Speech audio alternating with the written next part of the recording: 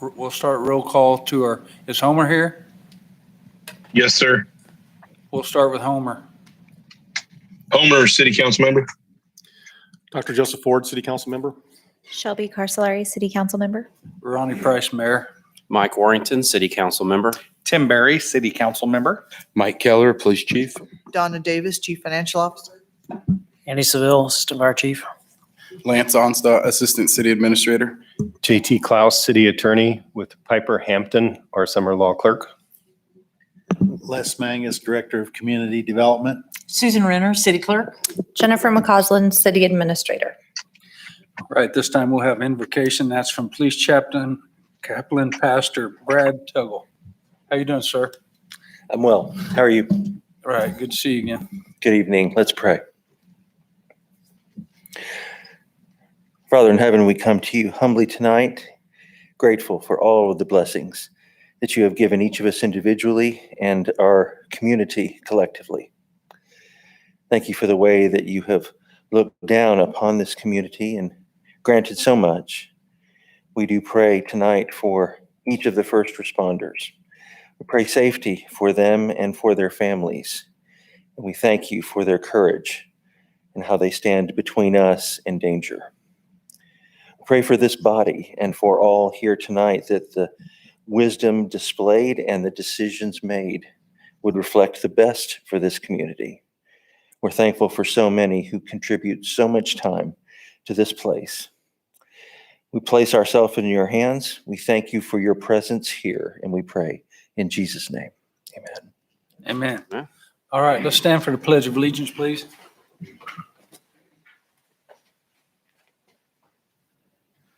Pledge allegiance to the flag of the United States of America and to the republic for which it stands, one nation under God, indivisible, with liberty and justice for all. All right. Citizens request. Do we have somebody that wants a, I believe the police department is possibly making this request on behalf of these subdivisions. okay. Mr. Mayor, typically every year, rather than have 4, 5, 6, 7 different HOA representatives come in and do this, we'll put them together. It's for our National Night Out. So the request this year, we have 5 neighborhoods that are participating in our annual National Night Out, August 3rd. These requests from you is 4 neighborhoods. We're requesting the streets closed from 5:30 to 8:30 p.m. on Tuesday, August 3rd for participation in National Night Out. Crescent Lakes Drive and Westchester Drive, Green Valley 5 and 6, Lakeside Drive and Fairway Circle, Cornerstone, Stonegate Circle and Cornerstone Parkway, and Stonegate Circle south of Silverdale, and then Green Valley 8, 9, and 10, Putter Drive, and One Word Circle. All of these have been done in the previous years for National Night Out. Be happy to answer any questions. And both our chiefs, we're all happy with the accessibility for emergency access and such. Absolutely, sir. All right. We'll have officers there too. In emergencies, we'll have them at all the locations. Okay. Any Mr. Mayor. questions? Go ahead. Bro. I move that we approve the Crescent Lakes, Green Valley 6 through, is it 6 through? I'm sorry, 5 and 6 and 8, 9, and 10. Okay, 5 and 6 and 8, 9, and 10. Cornerstone street closure requests for Tuesday, August 3rd, 2021 from 5:30 p.m. to 8:30 p.m. for participation in the National Night Out. Second. Any further discussion? All in favor, say aye. Aye. All opposed, nay. Motion carries 5-0. Thank you, sir. Hey, Homer. Homer was in favor. I'm sorry, Homer. Can you raise your hand for me when you vote? Thank you. Sure. Sorry about the homie thing. All right, 6, public forum. Anybody have anything they'd like to talk to us about, ask us about, complain about? Now's your time. No?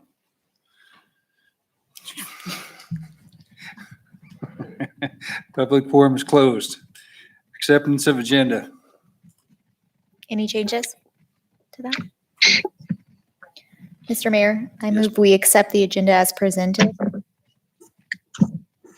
Homer, second. Any further discussion? All in favor, say aye. Aye. All opposed, nay. Motion carries 5-0. Okay, Parks and Recreation 9-1, Andover Parks and Recreation Playbook 20. Mr. Mayor. I'm sorry. I move that we approve consent agenda items 8.1 through 8.6 as presented. Second. Any further discussion? All in favor, say aye. Aye. Aye. All opposed, nay. Motion carries 5-0. Thank you, Tim. Now, Andover Parks and Recreation Playbook 2030. And Daniel's apparently Good going to talk evening. to us about it. Mayor, City Council, Daniel Shapaw. It's a big day for us. We have our final draft of the Andover Parks and Recreation Playbook 2030 ready to present to you. It's been many months of work. We do have Brian Sturm here, Landworks Studio. He's going to give a summary of that plan. He and staff will also be available for questions afterwards. You'll find the full plan in your packet, along with the background information, statistical information and stuff from previous month's work. And you'll also find the condensed version of Brian's presentation tonight. So I'll turn it over to Brian and we'll move on with his presentation.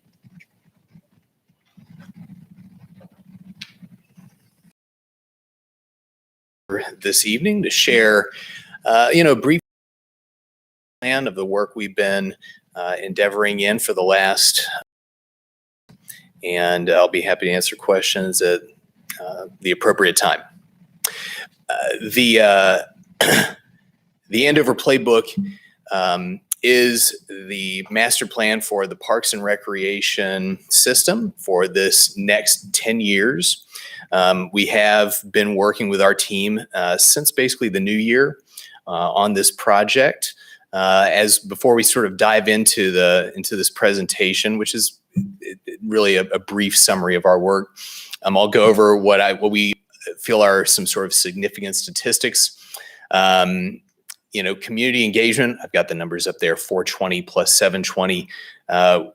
Despite the restrictions the pandemic sort of placed upon our team during this winter, we had a tremendous, digital sort of outpouring of interest from your community. We were able to reach over 420 households with our mail-in survey. We were able to reach over 720 individuals through our online platform, which I'll speak about just a little bit more further. It's a tool called Social Pinpoint. It was a great selection. It was a great cross section of your community. The total plan, puts forth over $19 million in potential improvements to the system, not only through capital projects, but through staff changes, programming changes. The actual capital and equipment projections are at about $3.82 million over this next 10-year period. This plan proposes changes that would bring 7 new full-time equivalent staff to the department over the next 10 years. It proposes in total 4 new park properties, in addition to many improvements on your existing parks, as well as over 4.5 miles of new trail. And of all the properties this park master plan focuses on, it spends the most amount of time on the 13th Street Sports Park. The master plan proposes $10.25 million of improvements for that property over the next 10 years. So to back up just a little bit, I'll go through sort of all parts of this master plan, touch on the highlights, and then get to your all's questions. Our community engagement program for this master plan was largely virtual. digital, hands-free, not in person. It's a switch from how we've traditionally done these master plans. Over the decades, Landworks has been doing this. It has shown a lot of advantages. There are a lot of great ways to reach out and interact with folks, through digital and hands-off means that you don't come close to achieving if you just go and do the typical town hall meetings. We used a piece of software, a tool called Social Pinpoint, that allowed your all's population to, log on to a website, see a sort of a virtual map of the park system, and give comments as to things they saw in these parks that they liked, things that they saw as strengths, but also things that are maybe opportunities for improvement, or even threats, to the system. We had nearly 2,000 visits to this website. In total, there were 726 unique users to this website, and they left a variety of interesting feedback on the parks and the community as a whole. Comments that we saw, repeated over and over again, or comments that maybe got a like, and further traction tended to have to do with splash pads, Desire, a park amenity that doesn't exist in the system yet. Pickleball, probably one of your most popular recreation programs. As well as more interest in trails, walking paths, and general upgrades to playgrounds across the different park properties. We also distributed over 5,000 copies of a survey to your community through the mail system. We received back from that effort during January, February, March, over 420 responses. So to think about that, that's roughly 10% of the households in Andover. You have over 4,500 households in this town. That provides statistical validity to the results that we get. Our partner in this part of the project, ETC Institute, does this in communities across the country. They knew before this project began that if we were able to get 300 responses, we'd have a result that reflected the community to within a degree of accuracy of about 92%. We knew if we exceeded 400 households, we'd have a response that had an accuracy level of over 97%. So we were pretty happy with the results that we got.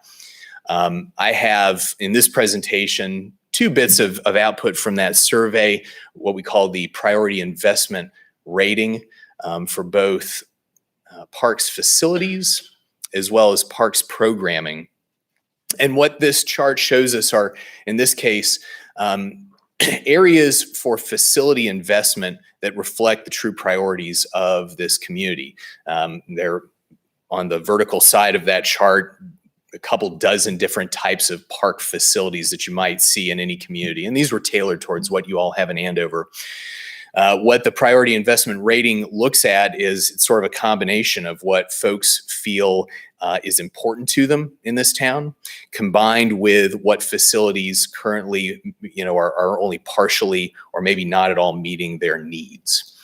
And so the sort of amalgam of those questions, results in what we see here. The areas that maybe merit the greatest investment in this town for parks facilities, those being walking and biking trails at number 1, natural parks or natural preserves at number 2, splash pads comes in at number 3, general outdoor recreation comes in at number 4, outdoor swimming pool number 5, and indoor running or walking tracks number 6. For the priority investment ratings of just recreational programming, we actually see some crossover in some ways. Adult fitness and wellness came in at the top of this list. Community and special events comes next. Fishing, exercise classes, followed by outdoor environmental nature camps and programs. Golf, actually in the top 7 here, and then senior programs. Taking a look at both these facility desires as well as programming desires, it was clear to us that, you have a community that wants to be able to simply go outside and enjoy the great outdoors, whether that's doing something as simple as, taking a walk, going on a bike ride, or, venturing out to places that have, nature in the forefront, quiet spaces. There's also a general desire for more recreation programming in town. Even the sort of facilities choices suggest that. But we see also here in the programming investment rating that folks are looking for opportunities to get out, improve their health, improve their wellness, especially for maybe the adult or the senior sectors in town. We also engaged your staff. We place a high priority or importance on engagement with any city staff in a program like this. Spent a lot of time with Daniel, with Richard Lansrath, with Lance, Jenny, as well as Mayor Price. He's been involved, and we've had a chance to speak with you all as well. We've presented findings at a couple of different meetings. We had a strategic planning retreat back in April. We had a design charrette in May to speak exclusively and learn exclusively about the needs for the 13th Street Sports Park. We were able to develop 3 really quick concepts during that day, hone things down to one concept for that park plan, and that's what's reflected in this master plan before you this evening. So in addition to the talking, the surveying, the analysis of that information, we also put our boots on the ground here and did inventory for all of your park properties, and analyzed those from both the on the ground standpoint as well as sort of a mapping standpoint.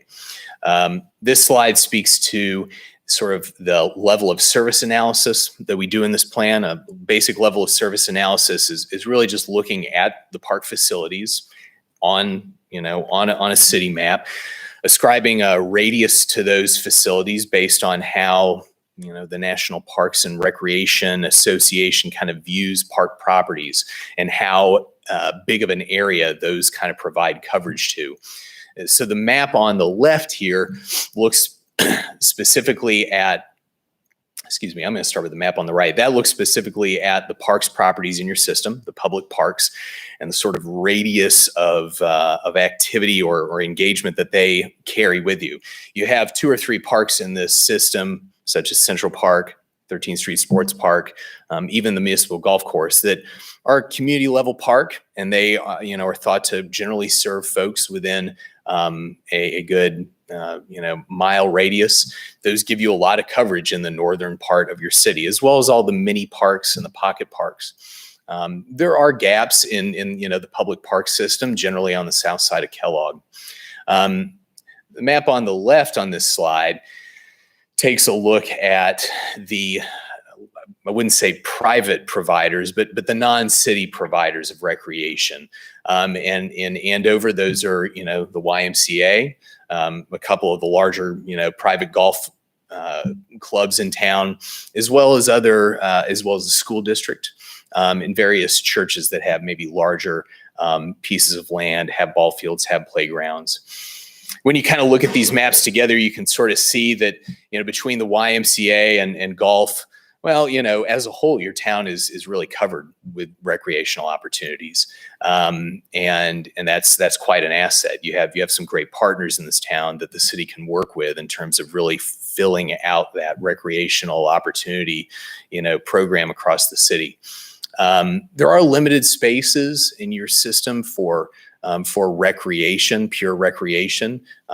A lot of that is sort of filled out by the YMCA, in town. 13th Street Sports Park offers your best opportunities for sort of enhancing the recreation opportunities in town. It's obviously where people, go for public recreation today. Our master plan looks to sort of augment that. As far as all parks together, when we visit those, we have a list of criteria that we look at to sort of give a rating for these parks. It helps us understand where to maybe focus investment and proposed improvements as we get into the latter part of the plan. Central Park and the Redbud Trailhead scored very high in this system of inventory. It makes sense. Central Park's seen a tremendous amount of investment over the years. It's in many ways your community's front door. The Redbud Trailhead is perhaps your newest park. Despite its size, it provides a great amenity there on the Redbud Trail.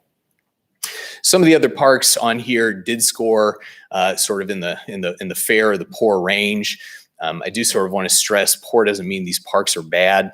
I would say, in the cases of some of these mini parks, poor just means these parks are missing one or two what we'd view sort of critical items that really make a park, a complete and well-rounded park.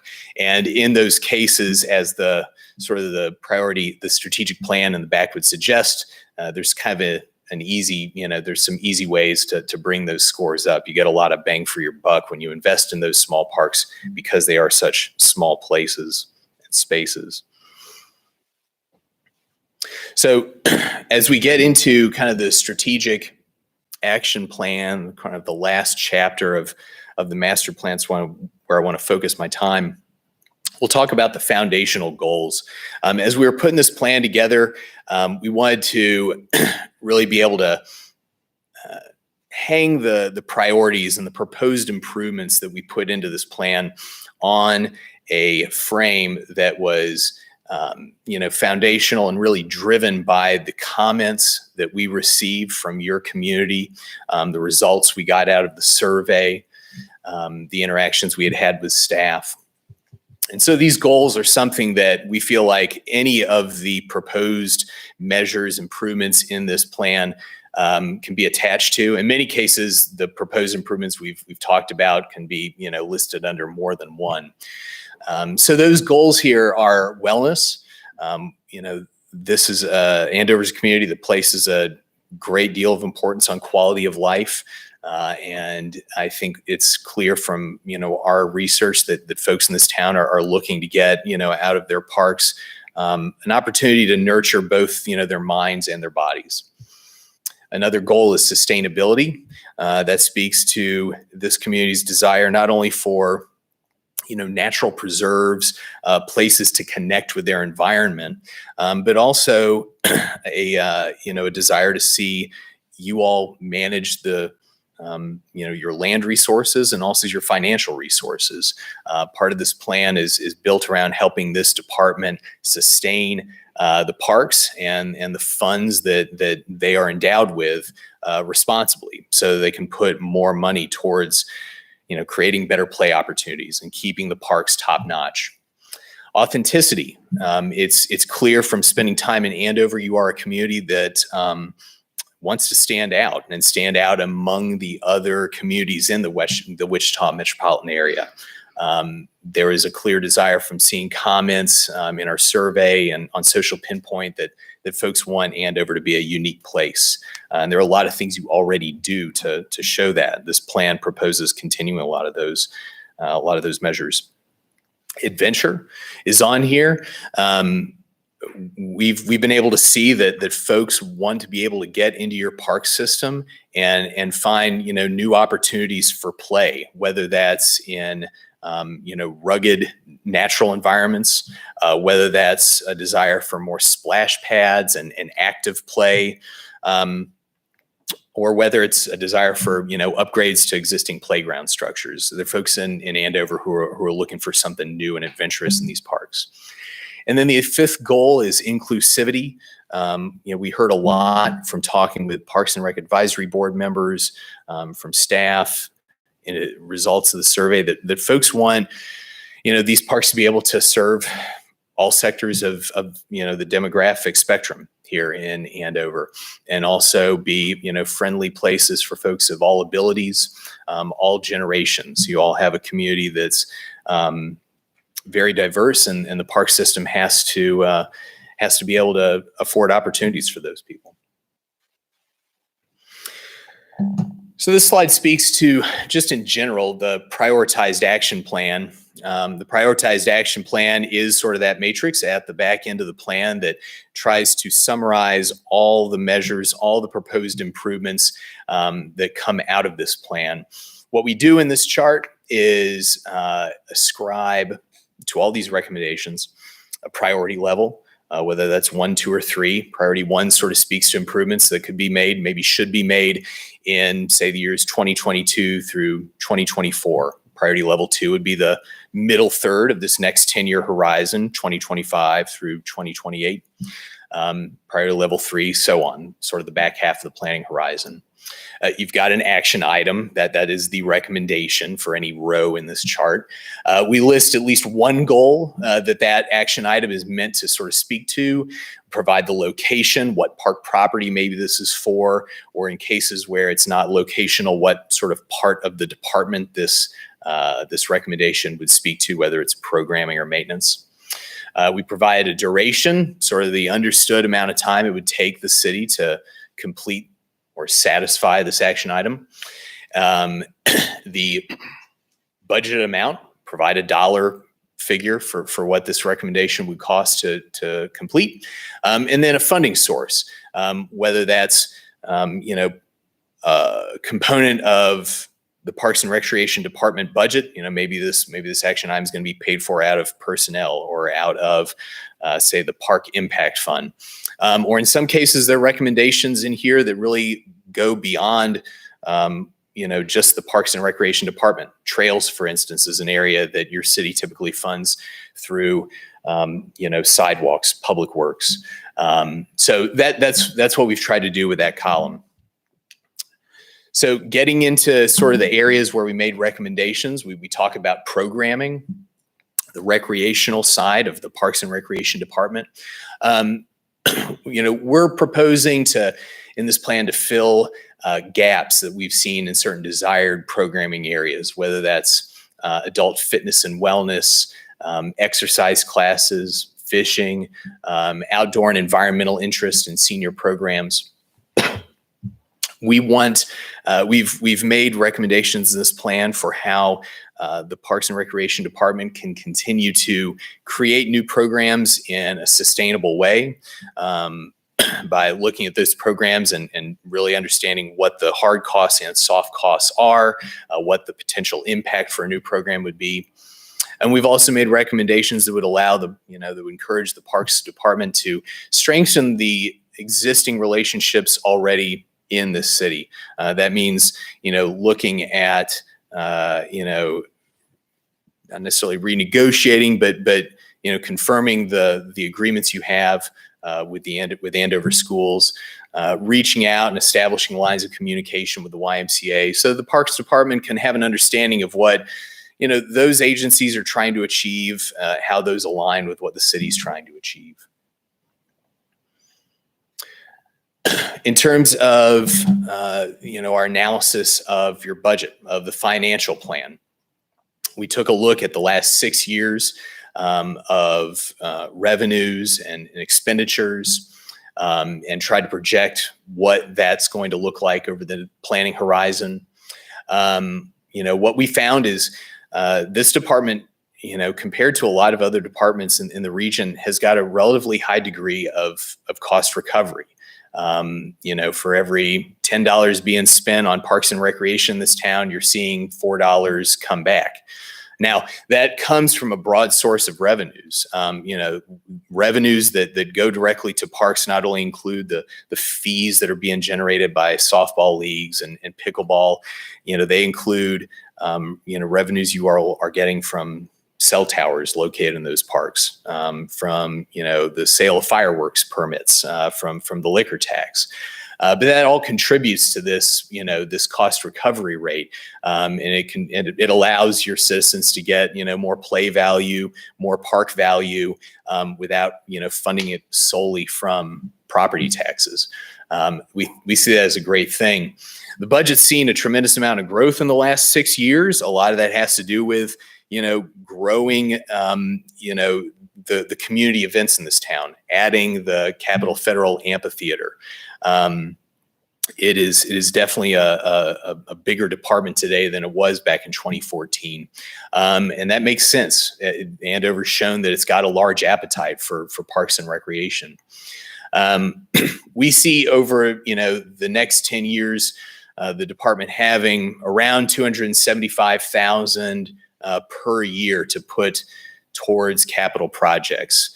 And that equates to, over this horizon, having about, $2.75 million to spend on capital projects. It's clear additional revenue sources will be needed to meet all the demand that we see from your citizens, that we see from just inventorying this park system and seeing what needs are there. So that's something to consider as you approve this plan, as you look to fund this system in the short term. We spent a lot of time conversing with staff. Had actually a staff survey we sent out to all members of the Parks and Recreation Department, and looked at the needs of this system from a staffing standpoint. One thing to keep in mind, Parks really essentially operates as a division within Public Works. At present, not necessarily a standalone department. If we look here at this organizational chart, the one that exists today, we see that, Daniel's underneath Rick there as Public Works Director. What we, believe is, the community events that this department helps facilitate are a really integral part of this city's mission, and they're highly valued by, your population. But yet, Katie's position is not totally within Parks. To manage those events, to work together, we see, potential change there.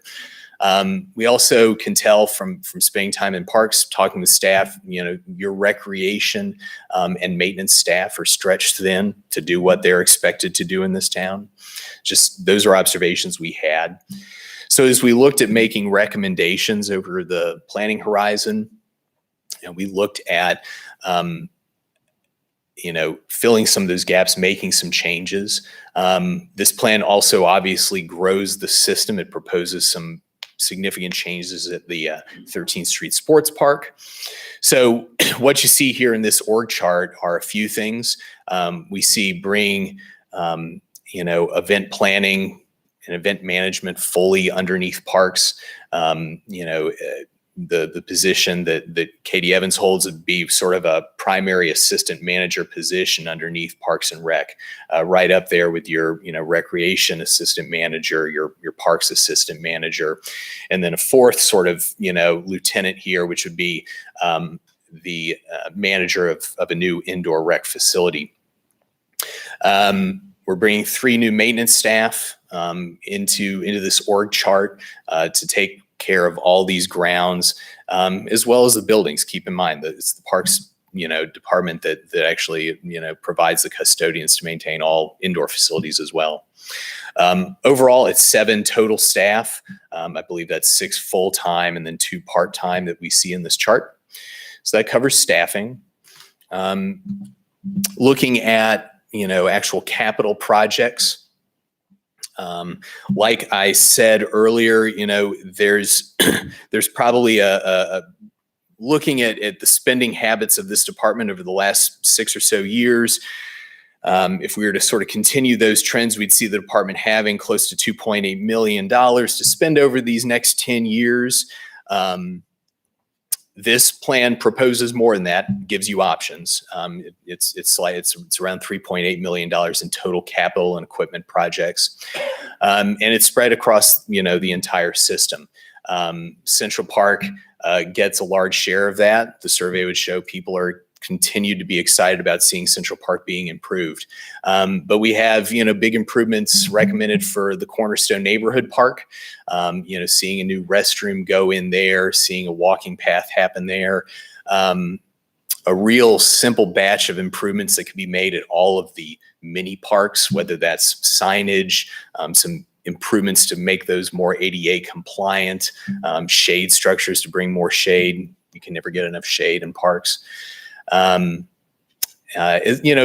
well as improvements to even, the golf course, a property that, we sort of struggled to make hard and fast recommendations given how it's managed, how you have a third party doing that work, and how there's an agreement there that probably needs to be negotiated by the end of 2022. But we looked at that golf course property pretty hard because it's from our survey, it's clearly an amenity that your citizens appreciate. This is a slide here devoted to trails. As I said earlier, following through on the recommendations of this plan would add 4.8 miles of trails to your town. You already have a very healthy trail network in this town. We're speaking about, not just pathways in the parks, but those 10-foot wide sidewalks that run next to just about every arterial in town. It's a system not a lot of cities this size can brag about. We know that the monies, sort of being put forth in here are not necessarily under, Daniel's authority. They really come underneath Rick. A lot of these trails are ones that have been in the works, or in some cases are already, funded for improvement. And then, that capital and equipment projections plans, it also includes a good bit of replacement to existing vehicles, trucks, mowers in your city's fleet. You all have a lot of aging equipment that's served you all well over the last 2, in some cases 2.5 decades.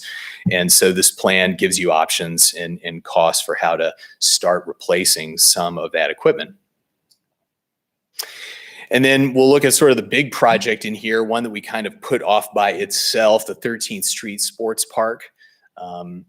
The conceptual plan in this document, entails a little over $2 million of improvement.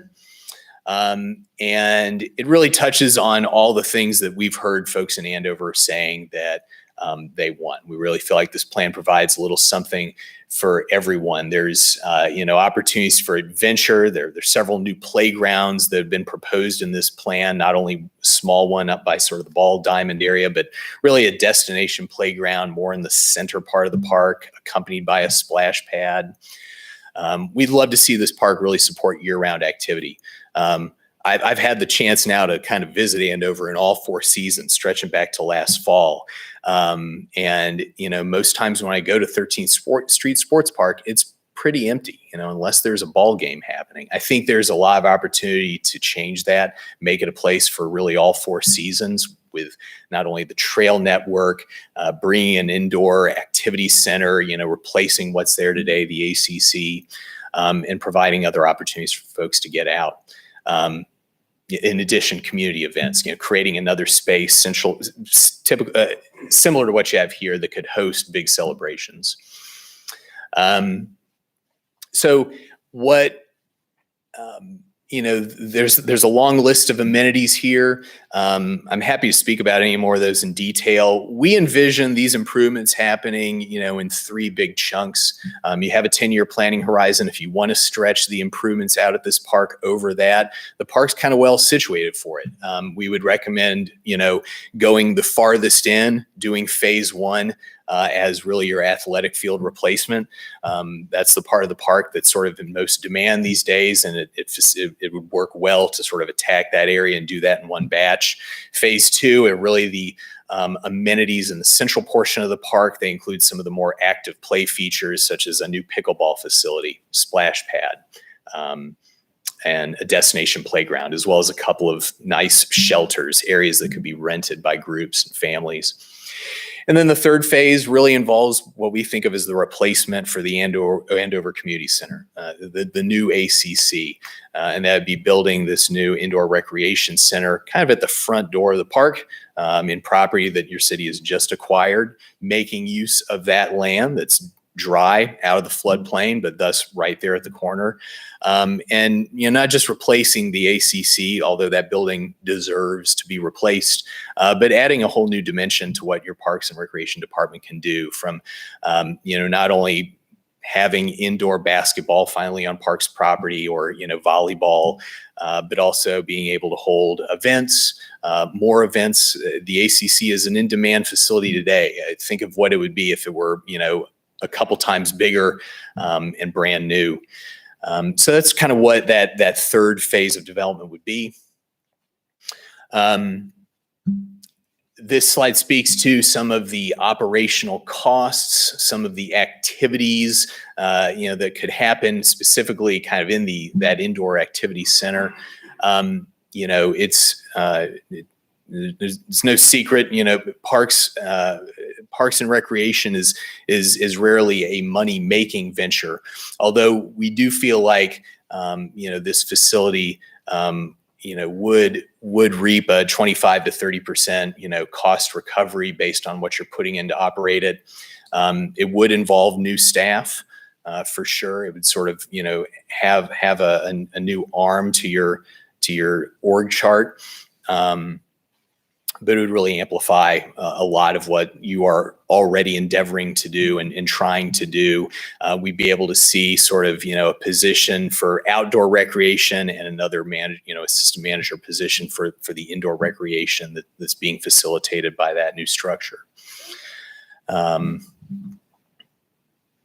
think that is the last slide here in this presentation. We've really appreciated our opportunities to interact with your all's population, with your beautiful park system. We feel like we've had some tremendous feedback over the last couple months from the Parks and Rec Advisory Board, as well as your staff. I look forward to, answering any questions you all might have and presenting this document to you for your approval. Question? On the master plan, on the yellow brown areas, what is that signifying on the phase plan? Specifically for the 13th Street Sports Park? Yes. Are we talking? If you want to Slides bring back that up. slide back up. We're talking about a lot of the large open spaces sort of on the western half of the park. Yeah, we're proposing that, essentially the western half of this park be sort of conserved and returned to a natural state. It's completely encumbered by regulatory floodway or 100-year floodplain, based on the existing waterway that courses through there. You all have the land resources on the eastern half to be able to do, all the things that folks in Andover are accustomed to doing out there today, whether it's baseball, whether it's pickup games for football or soccer, whether it's new playgrounds. People in Andover are looking for a natural option, a more nature preserved kind of environment. We think the western half of this park would really suit that. Other than expanding quite a bit of trail, mileage over there, we think allowing a lot of that land to, there's a lot of forested buffer in there today, but converting some of the areas that you're mowing today, that you're spending time and money keeping lawn, allowing those to maybe grow up to more of a prairie type environment. Mowing the edges along your trails, keeping it safe, keeping that area still, a place people are comfortable visiting, but allowing it to just return a little bit more to nature. Yeah, I do like that. I like the trails in there. I do a lot of hiking. And I use the app like All Trails. I'm sure you've heard of that. Mm-hmm. And that would be a great area to have, on the All Trails app. So people would come to that natural area. Mm-hmm. There's one that looks similar to that over in Wichita. Trying to remember the name of the Chisholm Trail. It's over by Home Depot. Mm-hmm. It's like that. It's a very impressive park. Would just return to nature. Yeah, we've heard multiple times if there are people that have concerns about certain parks in this town, a lot of those concerns happen over the changes that have been in Central Park. A piece of acreage this 20 years ago was a Girl Scout camp. You've put a lot of development into Central Park, and it makes sense. It's kind of your civic campus.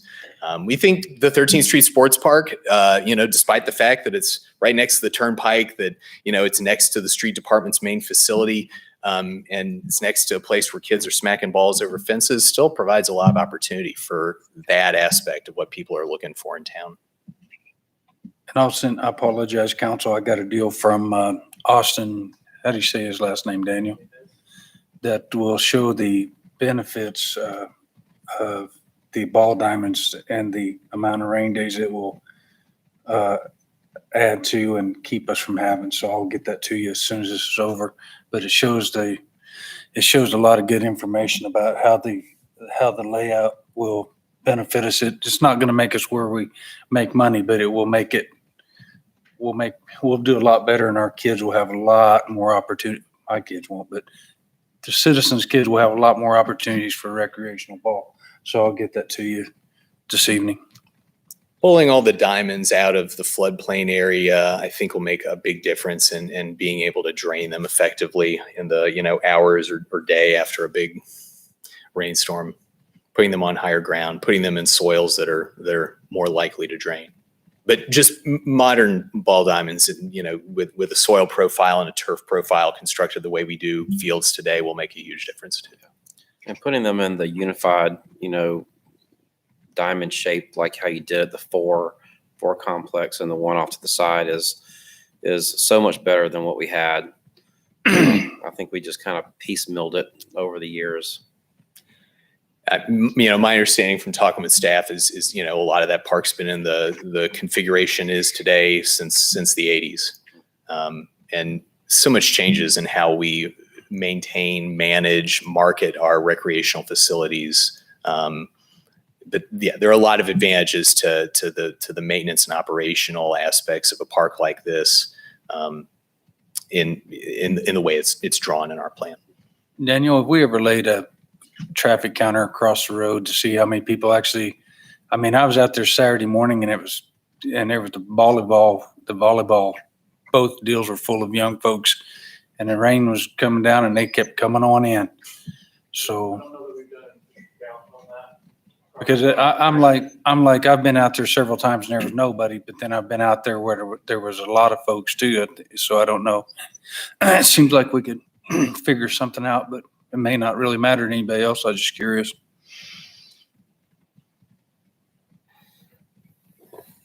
Yeah, I see quite a bit of people when I go out there to the Redbud Trail, the park at the Civic Center that we have there now. So there's in that parking lot seems to be 25-30% full of just people going in just to park to walk on the Redbud. Yeah, its location on the Redbud Trail is, the sort of circumstance you can't put a monetary value on. I mean, this is a park that really has the opportunity to be a regional destination just for hikers, bikers, walkers, whether you're, someone coming from Augusta to the east eventually when that trail extends or Wichita to the west. I do like the location that you put the new community center in the front. That's pretty impressive when you would come into a facility like that and see a large, nice building right there. It's just, I think that was a good placement. There's also, I don't know if a lot of people noticed that there's a maintenance building, and I've talked to Daniel about it, that it would save us a lot of wear and tear on vehicles and time of people not traveling back and forth. So to some, it may seem insignificant, but when you take two people times 15, 20 minutes each direction, I think it'd be beneficial for that to be part of sooner rather than later project. Yeah, the plan poses to recycle the existing ACC, keep that building, or at least a building in that footprint, and that be a point of operations for this park. Obviously, a park such as this takes a tremendous amount of maintenance and material upkeep. And the existing material yard that's out there that's kind of tucked away on the far eastern side, it's just not a sustainable place to keep that. It's hard to access. It's in floodplain. We'd love to create an area that's more central, but still easy to kind of screen for all the work and sweat that your staff pour into this park. Would any of that western side, if we decided to add one more thing later on, is any of that usable that you could, add one more thing if you needed to? Depends on what that one more thing is. Yeah, if that one more thing is really pavement heavy, it's not going to be a great idea. It might not even be, permissible. I didn't thoroughly review, the floodplain management guidelines in this town. What we think is, is provides a lot of opportunity there. Obviously, the connection to nature, but also still the ability, depending on how you manage, how you mow, how you, manage those large open spaces to, provide overflow parking for big events, to provide still, the venue, whether it's 4th of July fireworks, whether they're, you want to hold a car show, an arts and crafts fair. So. Homer, you have any questions? No, I'm good, Mr. Mayor. Mr. Mayor, Yes, sir. I move to approve the Andover Parks and Recreation Playbook for 2030 as presented. Second.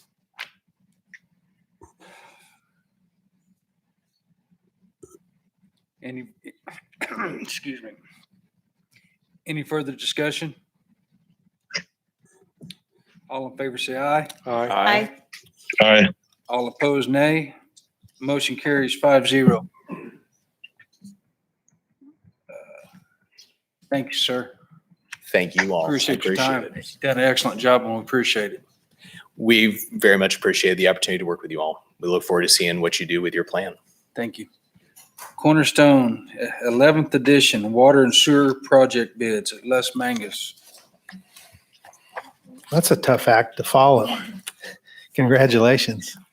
The mundane construction project here, the Cornerstone 11th edition improvements for drainage, water, and sewer. Bids were taken this morning. Those bids were reflective of the construction industry today, in that we've seen some pretty substantial increases in mostly material prices. Concrete pipe, concrete structures have taken a dramatic increase. Although the overall grand total of the bid for this set of projects is within the petitions, the drainage section of those projects exceeded its petitioned amount. So we'll have to get new petitions from the developer, new resolution of advisability work ordinance. We'll bring those back to you at the next meeting on August 10th. What we're asking you to do tonight is just to table the acceptance of those bids and hold on to the bids for the next meeting on August 10th.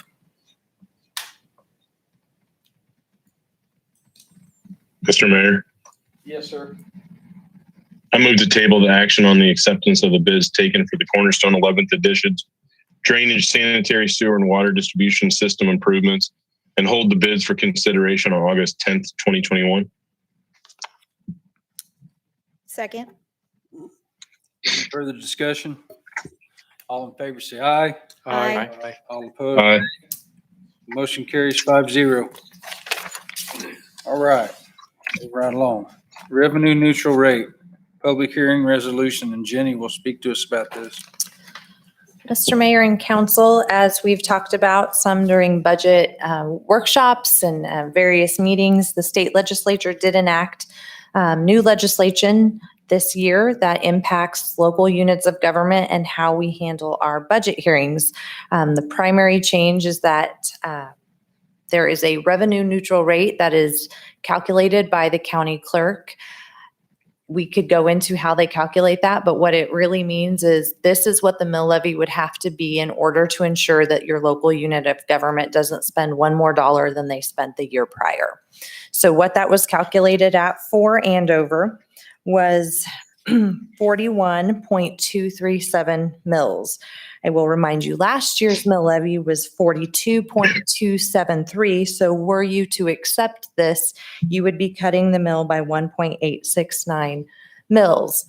As we've gone through discussions in the last few months and looked at things that are priorities for the governing body and the community, we've in fact determined that we will likely need a higher mill levy than we had last year in order to meet those goals and priorities. And so in a moment, Donna's going to talk to you about our traditional budget hearing and what we're proposing that mill levy to be at. But we do anticipate exceeding the 41.237 revenue neutral rate. And so we therefore need to have a public hearing in which those of the public who want to come and express their concerns with going above that rate are able to come express those concerns. The legislation is pretty clear on when this can happen. There's a 30-day period in which this hearing can take place, and it must take place prior to the budget hearing. Can occur at the same meeting, though. So what we're asking for you tonight is to have the revenue neutral hearing on August 31st. And just so you know, that night on the agenda, that will occur prior to what Donna's about to speak to you on the traditional budget hearing. Be happy to answer any questions, but assuming this is approved, we will publish in the newspaper. Hey, Mr. Mayor, Jenny, at the school board meeting, they mentioned that they only had to publish it on their website.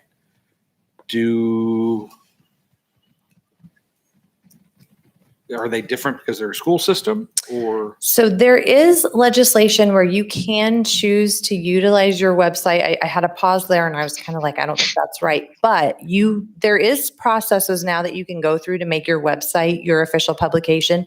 Susan has shared some of that information with me and I have not reviewed it with due diligence yet. So at this time, our official publication is still the Butler Times Gazette.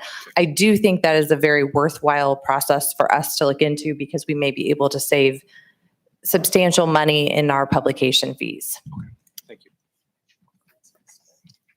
Anyone else? Mr. Mayor, Yes, ma'am. I move to adopt a resolution setting a public hearing regarding the City of Andover's intention to levy a property tax exceeding the revenue neutral rate for Tuesday, August 31st, 2021 at 7 p.m.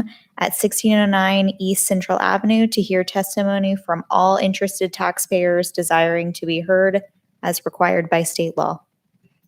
Second. Any further discussion? All in favor, say aye. Aye. Aye. Aye. Aye. All opposed, nay. Motion carries 5-0. 2022 budget, and Donna will talk to us. So as Jenny mentioned, we also have to publish a notice of the public hearing on the budget, which will immediately follow the revenue neutral rate. The only changes to what we discussed at the workshop is two of the positions, the firefighter and the public information officer. We moved to starting mid-year instead of at the beginning of the year, which saved a little bit on the mill levy. We'd have to be able to house these people somewhere, so we needed some time to do that. Other than that, everything else is as presented. Once we publish the budget, we can't increase the mill or the other expenses. We can go down, but we can't increase.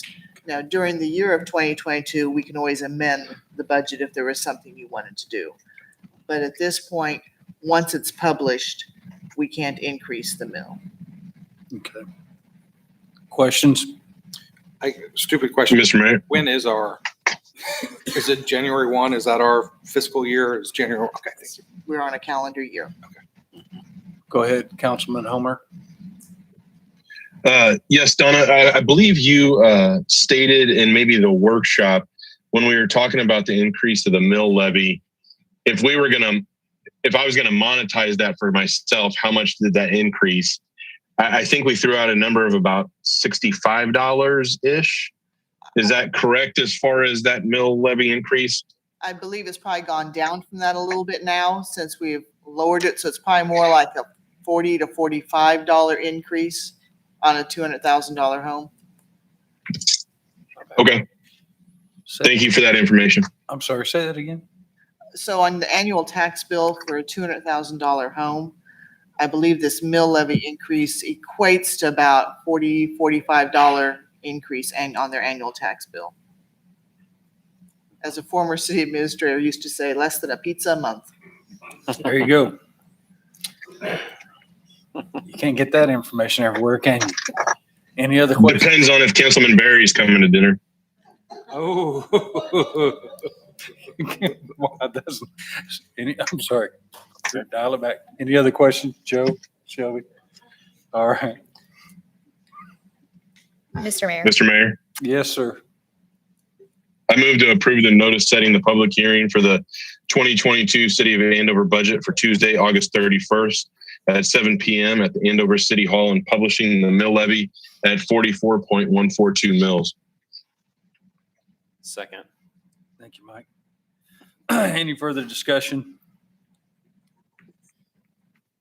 All in favor, say aye. Aye. Aye. All Aye. opposed, nay. Sometimes I get really nervous just asking any further discussion, you know what I mean? You just never know. All right, The 13. nice thing is we can always mute Homer, so. 13, neighborhood stop it. Neighborhood Revitalization Plan 2022-2024, 13-1. Mr. Mayor, Council, as you guys are aware, the Neighborhood Revitalization Plan is one of the city's most prominent economic development tools that we have in our toolkit. So before we get into the presentation of the actual plan, we'll cover a little bit of order of operations.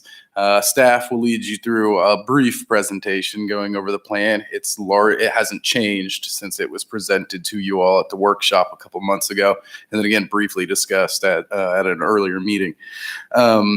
We'll go through the presentation. It is required that the governing body hold a public hearing. So after we do the presentation, you ask any questions of staff, we'll ask that you open a public hearing, receive any public comment, and close that public hearing.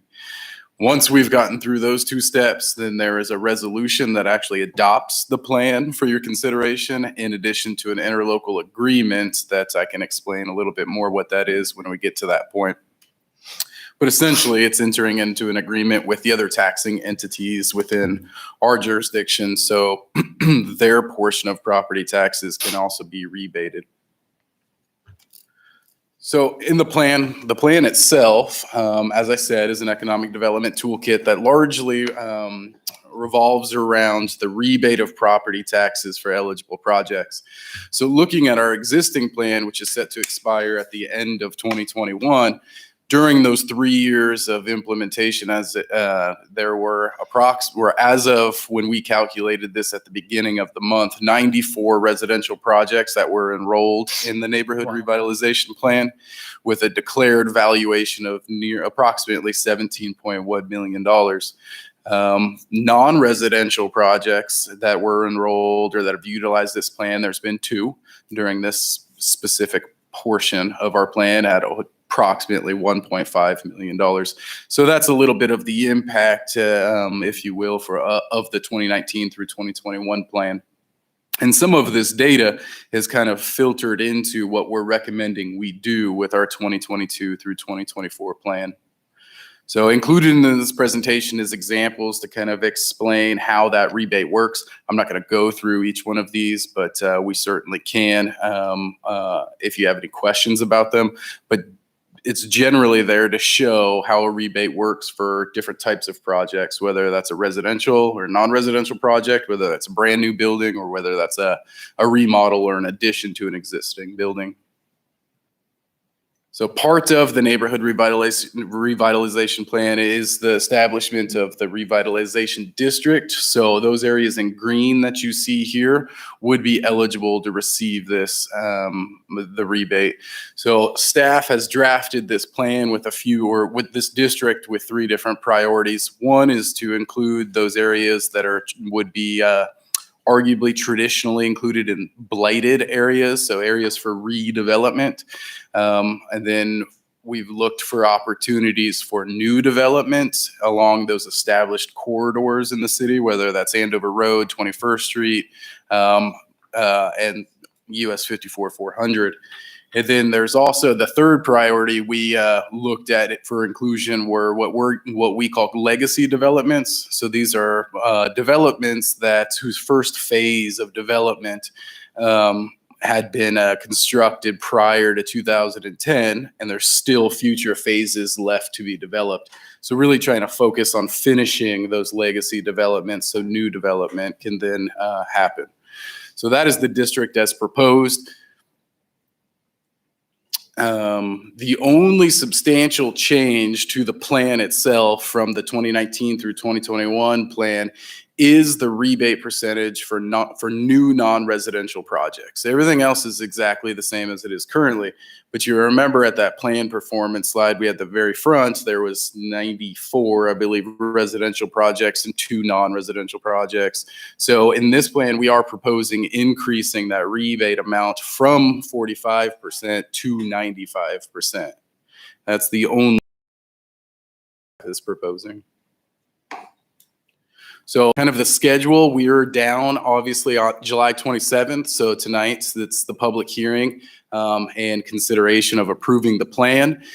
Pending your consideration and your decision on those, staff with your assistance will begin presenting this plan to the other taxing entities to hopefully secure their partnership in the program through those interlocal agreements. We'll turn our attention to that. And then the Attorney General's office does need to review and approve these plans, submit to them hopefully in August. And then that office has 90 days to respond. That gives us a month and a half to start marketing the plan. So just to kind of give you an idea of where we're at in that development timeline.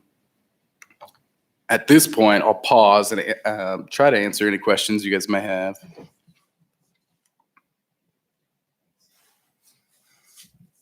No questions. Mr. Mayor, I have Go ahead, Homer.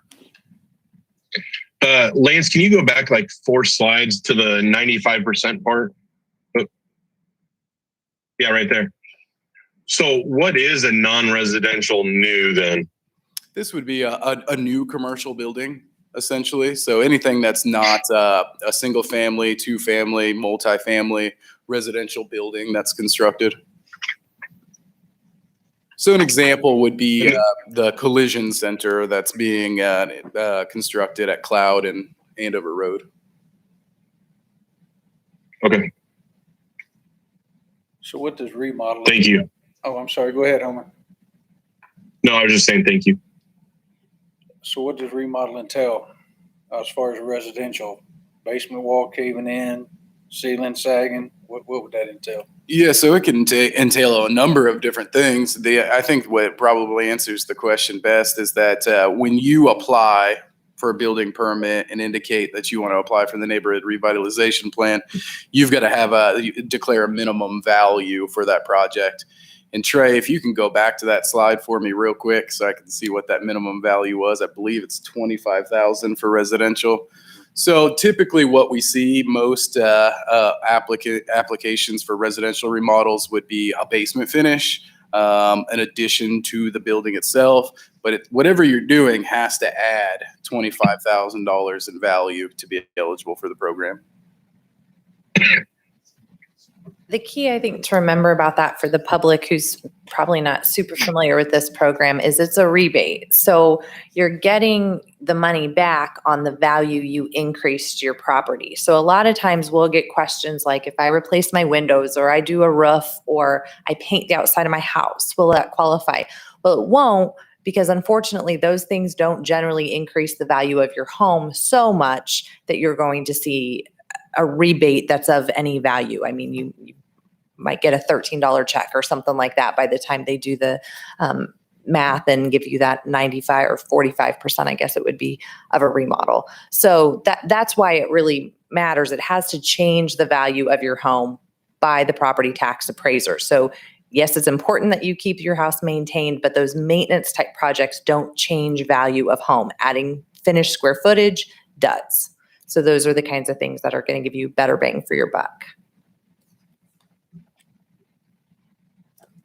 Very well. So if there's no other questions, then I would suggest that we just open a public hearing, receive those public comments, and close when done. Can I get a motion for 13.2, correct? Or 13.1? No motion at this point, just Okay. an open and a close when done. I got confused. So we can proceed? Yeah, and I would just open the public hearing. All right.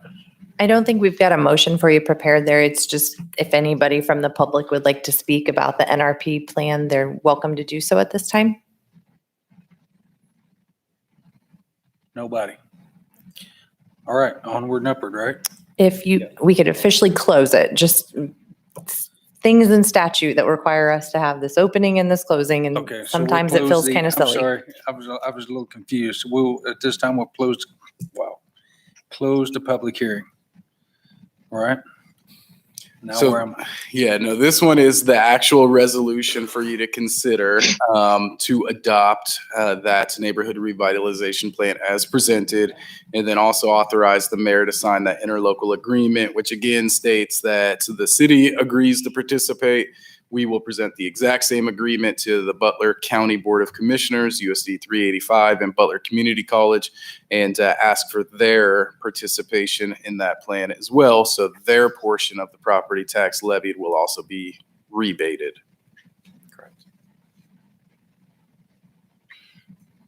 Mr. Mayor, Yes, sir. I move to adopt a resolution approving a neighborhood revitalization plan and directing the mayor to execute an interlocal cooperation agreement with the Board of County Commissioners of Butler County, Kansas, Unified School District number 385 of Butler County, Kansas, and Butler Community College. Second. Any further discussion? All in favor, say aye. Aye. All opposed, nay. Aye. Motion carries 5-0. All right, Backage Road at Onewood, engineering design, 14-1 less. Mayor and council, over the last year or so, we've been working with Trans Systems to develop a conceptual alignment for the Backage Road system on the. You remember that the Heritage Project includes a good segment of that Backage Road between Yorktown and Sunset. That project is in engineering now, and we've secured a grant award from the Department of Transportation through their Access Management Construction Program for just over $1 million to construct that segment of the Backage Road.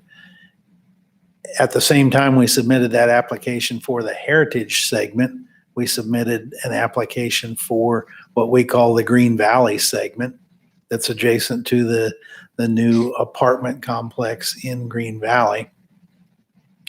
And a few months ago, we received some feedback from KDOT that they wanted some additional traffic engineering. We've received that traffic engineering now and made some adjustments to that application and been assured that we will receive another award for this Green Valley segment. And what's before you tonight is the preliminary engineering to put together a set of drawings to be able to bid that Green Valley segment of the Backage Road. Again, the construction side of this project will likely be funded by the KDOT Access Management Construction Program at 100% of construction costs, with the local share being preliminary and construction engineering, utility relocations, and right-of-way acquisitions if necessary. Questions? Just have one question. The name of the drive, Carmela Drive, will that change at some point? Yes, that the Green Valley parcel was platted back in 2012 by a prior owner who named the road after his wife. Since then, it's sold. The new owner and the city are working together to replat the property to reflect the design of the Backage Road. And we intend to change the road so it has one continuous name from Onewood to Yorktown. Thank you. It just doesn't matter, just curious, do you know off the top of your head how far it is from that fence line to that road from the Green Valley homes? 100 From foot, the 200 foot, the edge of their property to that road? The plat reflects a 30 or a 40-foot wide reserve that the PUD requires a 6-foot tall landscaping berm with trees and shrubs for screening and buffering.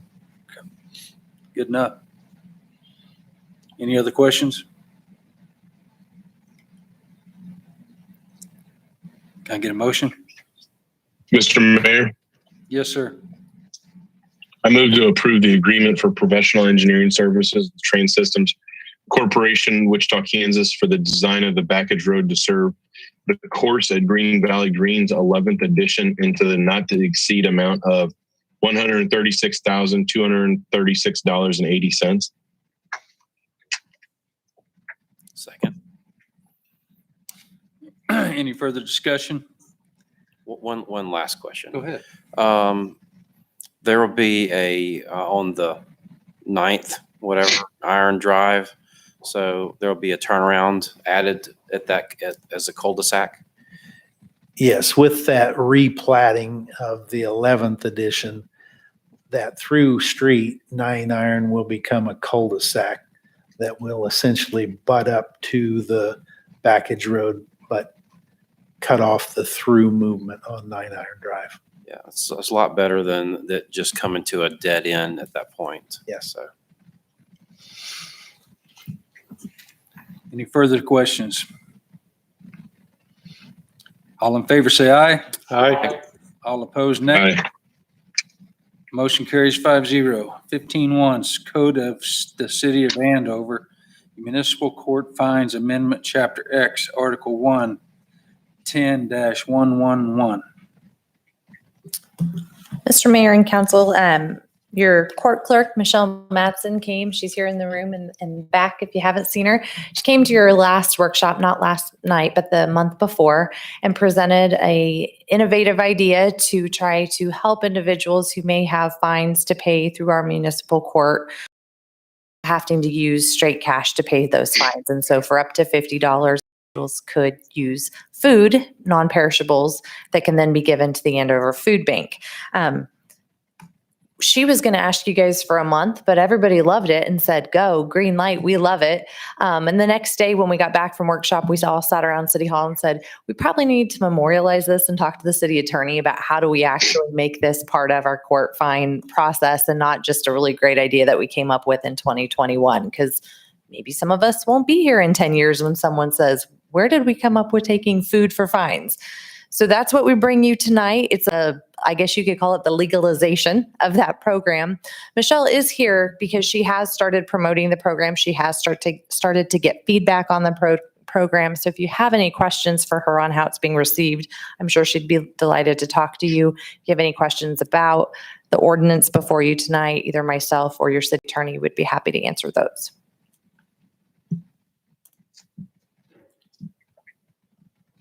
So far, it's turning out quite well, correct? I know you're dying to come to the mic. I know your public speaking abilities are just wow me. Not quite as nervous tonight, which is really kind of backwards from what it should be. We have started slowly promoting it to get the word out there, and we have had 14 individuals take advantage of this already. We've collected over 140 items. We've already had Mary with the food bank come and pick up her first load of 3 boxes. So we cried and hugged it out in the parking lot. So I cried when you told me, didn't I? So, all right, any other questions? That's pretty cool. Sorry, I'm excited. look, trust me, I was jumping up and down, so I'm with you. Any other questions? Thank you. Mr. Mayor, Oh, go ahead, sir. I move to adopt an ordinance amending Chapter 10, Article 1, Section 10-111 of the Code of City of Andover, Kansas, to allow for the donation of non-perishable food items to receive a reduction to infraction fines. Second. Any further discussion? All in favor, say aye. All opposed, no. Aye. Motion carries 5-0. Mayoral, I almost said that right. See that? A year and a half in, I about made it. Police Chief Hiring Committee, mayoral appointment, 16-1.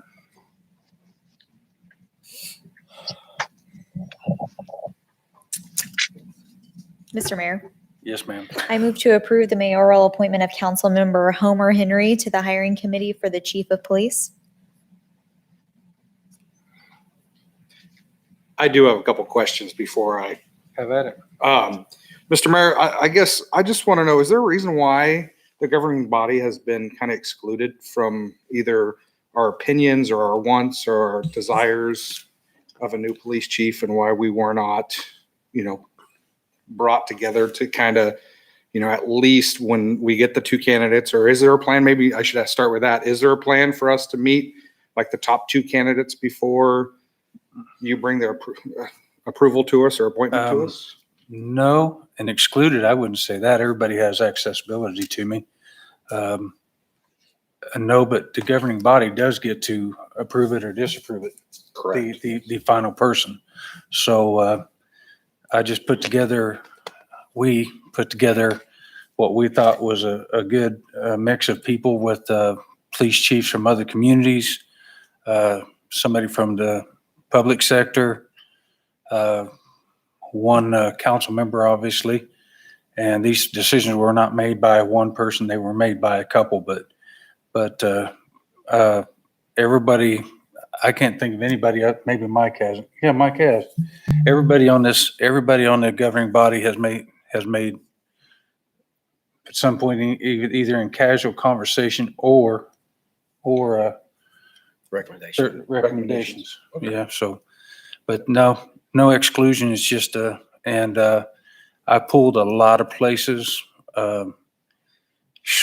Jenny, Chastity, much to the displeasure of the citizens of the town, probably Mayor Lawrence,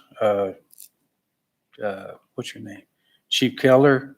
So, and I've got a lot of input from the community. So no, not by any means. So I feel like I left anybody out. It was just the way we went about doing it. And at the end of the day, y'all get to decide if I was wrong or not. Y'all get to vote.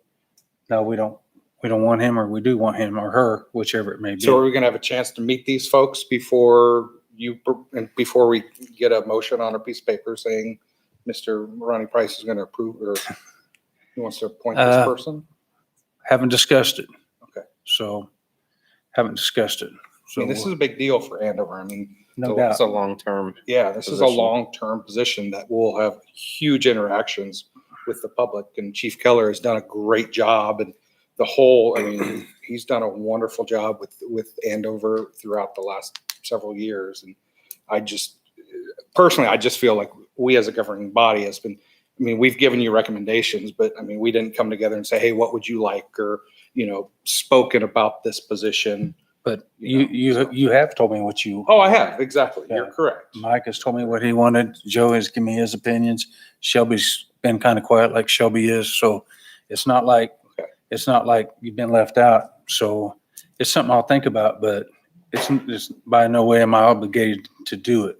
So, am I the only one that thought that? I think it has merits to be able to see if what person B or C or D looks like as well. Okay. I just was hoping I wasn't crazy. I apologize. No. I like It only has merits. I always want you all to speak. I can tell you, and you can ask just about anybody in this room that has been, I've taken this more serious than anything yet to this point, because it is serious. So, and it's not an easy decision to make by any stretch of imagination, and that's why I brought in people much smarter than myself to ask the questions. Not just one police chief, but 3 different police chiefs from 3 different communities. Right. So I feel like the team that I put together, and Chastity, I feel like the team that I put together are more qualified than me to help me get to the where we need to be. So, Mr. Mayor, how many of these people are actually from Andover besides yourself, who know our community and know our citizens? 3 tonight, right? 3 now. Les is involved, but not yet. Chastity and I went through and separated the chaff, if you will. Right. And in my humble opinion, it was very weak. But we have people from the northeast part of the country, California, Louisiana. Okay. So this ain't something, it was a very unimpressive lot, Okay. I must say. So, and if I had the notion in my mind that anybody had a preconceived notion of what they wanted or who they wanted, they ain't getting nowhere near this. Ain't happening. If I thought they had chosen between, and I've got this out in public, I've got it from the public sector, I've got it from people inside the first responders coming up to me and telling me, don't do this, don't do that. And quite frankly, that pisses me off. When someone's already made up their mind before we even started the process. And I, as the mayor of the city, will not tolerate it. I'm more than happy if you all want to send in recommendations. That goes for the public sector, that goes for the private sector, that goes for the policemen, the firemen, the parks department. Y'all are welcome to send in recommendations. What will not happen is they say to me, don't pick this person, or it's got to be this person. Because when I hear that, you don't get to talk to me about it no more. Period. I do have one more question for JT. Just to clarify, why is the police chief under the mayor, not under the city administrator? Is there a reason for that? Is there a legal reason for that? Or is it just how it's always been? He's not. Police chief is not under the mayor. You're asking two different questions. I think first you're asking how they're selected, and that is established by state law. Okay. So state law picks a select group of officers that are trained and necessary to run government, and it provides that the mayor appoints those officials and that they are subject to approval by the city council. They are the chief of police, the city attorney, the city clerk. Help me out, Jenny. The city treasurer. Okay.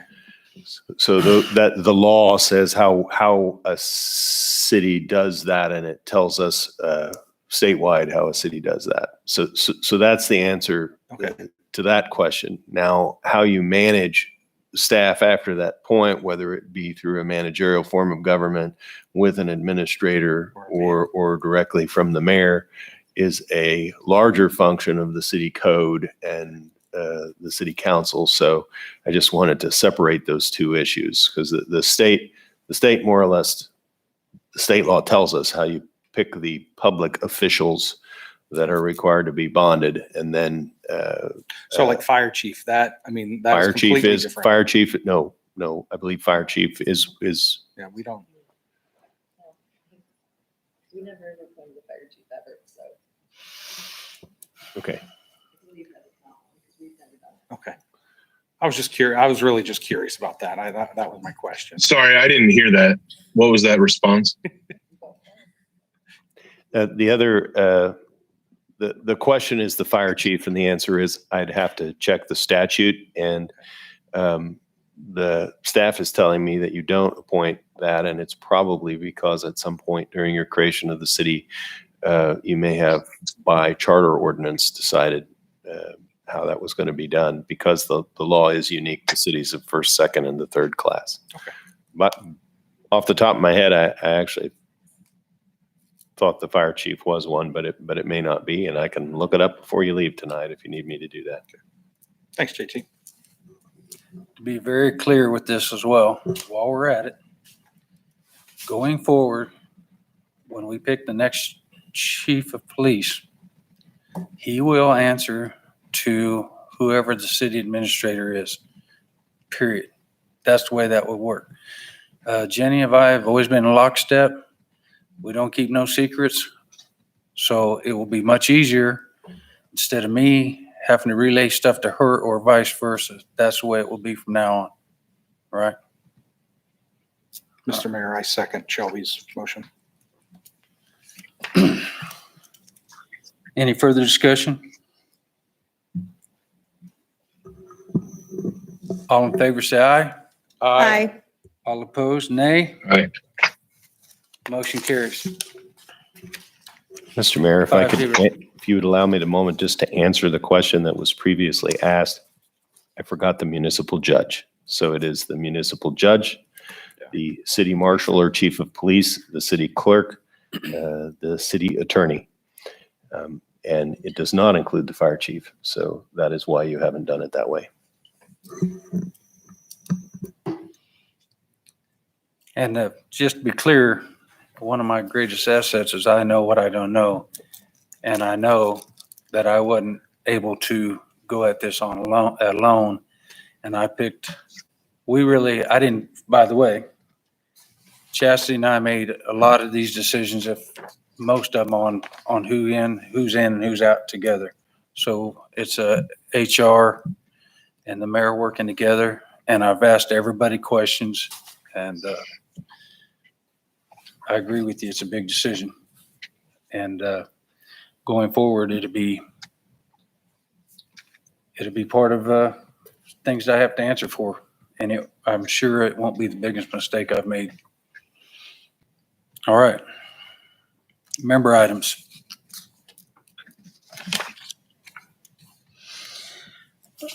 So last night I got, Joe was the recipient of most of my inks.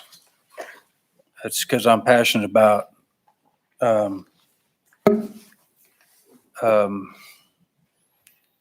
infringing on people's rights. And I, as the mayor of the city, personally think, and all of us talk about, I hear it from all of us, beautifying Andover Road. So I'm of the opinion that no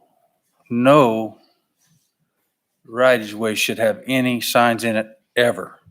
If you want to put a sign up, ask somebody permission and put it in their yard the way I have in the 30 years I've lived in this community. I don't think our road ought to be littered with garbage. And yes, political signs can be garbage. I don't think it's our place, and I apologize for you getting the brunt of that. But that's how passionate I am about, we have a constitution, and if I build a building, a business, and I believe a certain way, and I'm not a right or left kind of person. If you know me very well, you know this. I have common sense.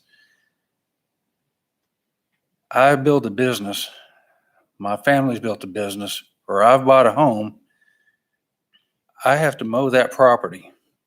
I have to maintain that property. If I don't maintain that property, the city will maintain that property and charge me for maintaining that property. So everything about that property is mine. So why should I not have the say whether someone I can't say that word. I wholeheartedly disagree with their political view or whatever. Why should I have to endure them having something in front of my house for 45 days? So I'm not being unreasonable. I do believe in our rights as Americans. And so I would rather us pass something where you never put anything in the right of way. And if it's in the right of way, then it should be taken out of the right of way by whoever job that is to remove it. Here's the problem. The state of Kansas has made a law that most of the folks that made that law will not follow. Try it in any of his yard. Try any of those politicians up there. Try to stick the opposite party in their yard. See how that works out for you. The mask mandate.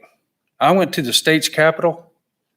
There wasn't a mask in the building unless somebody was on the camera. There were no masks inside the door. There were no hand sanitizers inside the door, nor were there in the building. There were no spots on the floor saying stay 6 foot apart in the cafeteria. In the presidential area, people were elbow to elbow, no mask on. We're better than that. We're better than to make a mandate or law here in this city that we personally wouldn't want to live with. We're better than that. This is Andover, man. This is Andover, and that's what's wrong with this country. till 10 years ago, you correct my math, it wasn't against, it wasn't illegal for Congress to do insider trading. You know what I mean? They make laws that they don't have to follow. And now you're asking your mayor to accept or not accept something that I don't think most of it would want in our yard. Right? I mean, I wouldn't ask you to put something in front of your building that you disagreed with. So that's why I am about the way I am about it. We all preach about frickin' medium strips, beautifying Andover roads, hanging signs. And now we want to litter it. And here's my fear. Right now, anybody can do it. 365 days a year. 365 days a year, you can put a sign anywhere you damn well choose. Anywhere you choose. If you don't think that 45 days, this is not about this year. 2 years from now, you will have signs that you hate. I'm not the only one to watch TV. You either hate Trump or you love Trump. You either hate Biden or you love Biden. There ain't no happy medium. So what do you think is going to happen when we say for 45 days, willy-nilly, do whatever you want? This country right now is at a splitting point, and I don't want it to happen here. There's no problem now, but I promise you, I'll bet my lunch money on it, that when you put 45 days, you can do whatever you damn well choose. That's what's going to happen. It's not about this election cycle. It's about all the election cycles going forward, and it will happen. You think that the guy that owns Andover 21st and Andover Road, you think he's going to like one party putting deal in his yard? It's going to be a come to Jesus, isn't it, Les? Huh? Isn't it? So I'm just trying to keep us from having a nightmare the next presidential election, because there will be, you think you got letters coming now? You think we got trouble now? We're worried about a Christmas tree sign on Andover Road in Central. When you tell these national politicians that they can put a sign anywhere they choose, you can bet you there are going to be 100 of them down Andover Road. And it's going to make people so mad. And who they going to scream at? Me. So that's my piece on it. Again, sorry I went out on you, but it's that passionate about people's rights in this country and politicians passing laws, which I'm not a politician. I just happen to run for mayor. But I'm smart enough to know that if you give people a chance to do whatever they want to do, they're damn well going to do it. And I just want to save our community, this community. There's been a lot of people, Mike, Troy, Ben, Les, these people have made this, what number was that, 38th in the country? I ain't going to let it go the other way under my watch. Not going to happen. And that's all I have to say about it. So I just want an open-minded discussion and think about not this year, but 2 years from now. All manners of stuff broke loose about a young lady hanging a F Trump flag in the house on her property. On her property, her mother's property. What do you think is going to happen when that stuff happens on our main street? I just want us to stop and think about the laws we make, and do I want to live with the ordinance that I make? That's all I ask. I just think we need to talk about it more in depth in another workshop or two, and not have it, not push it to a vote right away. I think we're all educated enough and with the backing of legal can advise us all on which is the right way to do it. So instead of anyone getting up in arms, we just need to talk about it. I agree. There will be consequences if we may open up the gates for the national politics to come in this city. And I thank you all. And I wasn't angry last night. I'm very passionate about what I would do to somebody else's business, somebody else's home front. I'm very passionate about it. And if that's wrong, so be it. 2 years from now, the citizens of this town can decide whether they like my decisions or not. So, all right. Thank y'all. I do appreciate you though, all of you. Well, maybe not Tim, but I just want to remind everybody that school starts soon and be careful of all the kids walking on the streets. We kind of forget about that during the summertime, and remember the school zones are going to be popping up, and Chief Color's going to have his guys hopefully letting people know, reminding them, and just be careful. The kids are going to be walking out and going to school in the morning now. And driving. And driving. So be careful of the new drivers. do you have any, just curious, do you have any nicknames for the NRP deal? No? I just asking a question, man. Mr. Mayor, I got one thing. The last concert we had with Daughtry was really a good concert. I don't know if how many everyone came to it, but I'm looking at the numbers of how many tickets we sold. But man, I swore it just by looking at it, it seemed double, didn't it, Jenny? It looked bigger. But that was a great concert, and hopefully our next two that we have will be just the same. Mr. Warrington, I asked the people who work gates, I said, no judgment, I'm not mad. Did we let people in without tickets? And they were like, no, we checked everyone's tickets. We swear that's the right number, because I thought the same thing. I think COVID's changed our perception of crowds. It looked much bigger than 2,200. It looked like there was 4,000 or 5,000 people there. I was like, there's got to be. But Did we get the scanners working? I will check in with Katie on that. I know she did get them working. What's that? Okay.